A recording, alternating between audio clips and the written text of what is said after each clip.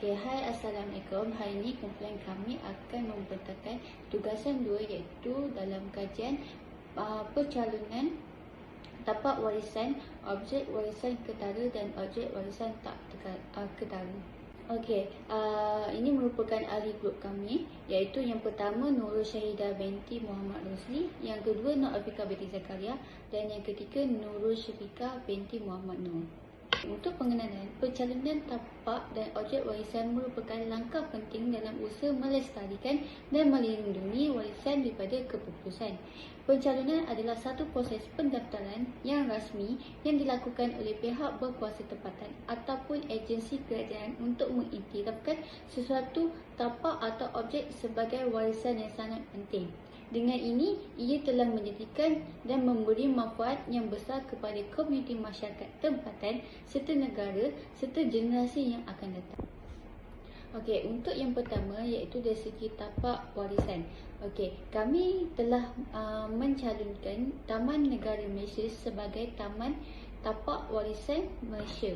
Okey, ini kerana Taman Negara Malaysia merupakan taman negara yang pertama telah ditubuhkan.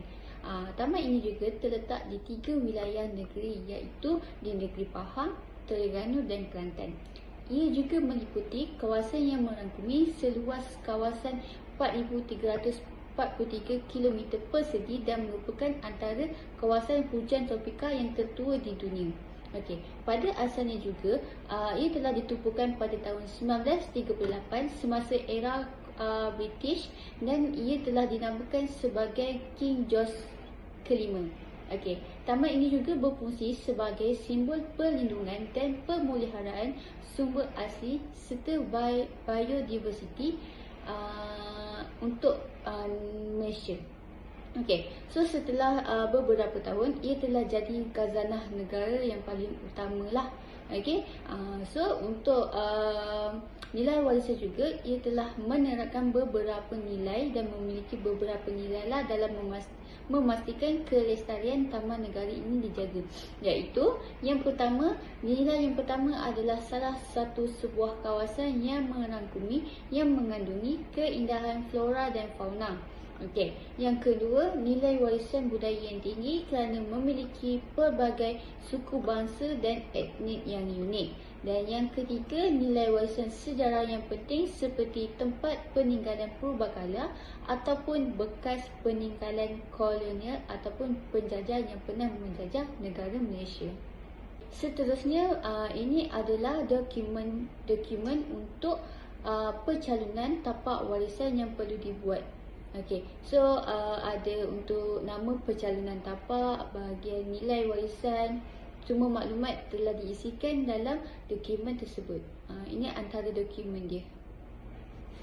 Okey, seterusnya saya serahkan kepada Nurul Syahidah. Saya Nurul Syahidah binti Muhammad Rosli, C21A2111. Seterusnya ialah bagi warisan ketara iaitu tudung keringkam. Keringkam atau selayah merupakan selendang, tudung atau skarf tradisional yang dipakai oleh wanita Melayu di Sarawak. Tudung ini biasanya diperbuat daripada sutera atau kain halus serta dihiasi dengan sulaman benang emas atau perak yang rumit dan cantik. Sejarahnya dapat diterokai sejak zaman Kesultanan Melayu di mana tudung ini menjadi lambang kemewahan dan status sosial bagi golongan bangsawan. Pada lama-kelamaan, ia menjadi sebahagian daripada pakaian tradisional dan identiti bagi budaya orang Melayu. Seterusnya ialah kepentingan objek tudung keringkam. Memainkan peranan penting dalam budaya dan tradisi sesebuah masyarakat. Seterusnya dijadikan sebagai lambang identiti dan kesopanan. Ia dianggap sebagai penutup aurat yang penting dalam agama Islam. Seterusnya, mempersembahkan kesederhanaan dengan mengajar nilai kesederhanaan dalam berpakaian dan menekankan nilai kecantikan dalaman. Akhirnya ialah menguatkan keyakinan diri kerana bagi sesetengah individu dengan memakai tudung dapat meningkatkan keyakinan diri dan memberikan rasa perlindungan. Seterusnya, nilai warisan bagi tudung keringkam. Ia mempunyai nilai simbolik dan budaya yang penting dalam tradisi warisan keluarga atau masyarakat tertentu, serta nilai dapat dilihat dari sejarahnya, keunikan pembuatannya, bahan yang digunakan dan keunikan motif atau reka bentuknya. Seterusnya, mempunyai nilai koleksi yang tinggi bagi pengumpul atau peminat seni dan budaya tradisional. Akhirnya, Nilainya akan menjadi sangat tinggi bergantung kepada usia, keadaan dan sejarah atau keunikan yang berkaitan dengannya. Selain itu, nilai ini dapat merangkumi aspek budaya, seni dan sejarah yang berkaitan pada tudung tersebut. Berikut merupakan contoh dokumentasi warisan ketara bagi tudung keringkam. Kuih bongkok ini merupakan kuih tradisi masyarakat Sarawak dan merupakan warisan tidak ketara. Resepi ini menggunakan adunan tepung beras, santan, lapis telur santan. Ia juga dibalut dengan daun pisang yang menjadikan ia sangat unik dengan cara melipat kelongsong daun pisang tanpa menggunakan acuan. Kuih bongkok ini sangat popular semasa bulan Ramadan. Di Sarawak, ia akan dihidangkan ketika berbuka puasa dan ketika Molek, iaitu selepas solat tarawih. Kuih bongkok ini boleh dicirikan sebagai makanan warisan. Hal ini kerana ada cara teknik untuk melipat kelongsong daun ini menjadikan kuih ini unik kepada nilai warisan. Meskipun terdapat acuan, namun cara untuk melipat kelongsong ini sangatlah sukar, hanya orang yang tertentu sahaja boleh untuk membuatkannya. Kuih ini juga sukar didapati terutamanya di Semenanjung kerana ia hanyalah boleh didapati di negeri Sarawak sahaja.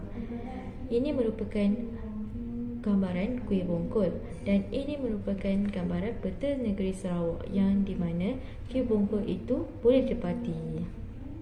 Ini merupakan dokumentasi warisan tidak ketara, iaitu borang bagi memohon kuih bongkok ini sebagai kuih warisan yang boleh diiktiraf.